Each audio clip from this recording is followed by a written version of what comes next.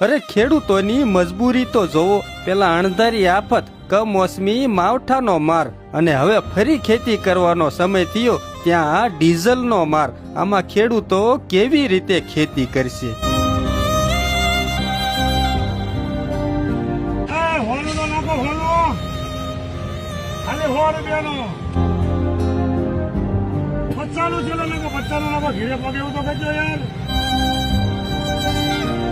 પણ તમે વિચાર તો કરો, આ મોંઘવારીમાં ખેડૂતો રાત દિવસ મહેનત કરી અને અનાજ પકવે છે, છતાં પણ એના ભાવ બીજા કરે છે. પણ ખેડૂત એટલો દયાળુ છે કે એના મનને મનાવી લેશે કે આ વર્ષે નહીં તો આવતા વર્ષે આપણે સારી નીપજ થશે. એમ આવતા વર્ષની વાટ જોઈ અને હવે ખેડૂતોને ખેતી કરવાનો સમય આવી ગયો છે, પણ ડીઝલ મળતું નથી, અને મળે તો ખાલી 1000 રૂપિયાનું, એ પણ કલાકો સુધી ખેડૂતોને લાઈનમાં ઊભું રહેવું પડે છે. આનાથી ખરાબ સમય ખેડૂતો માટે કયો કહી શકાય?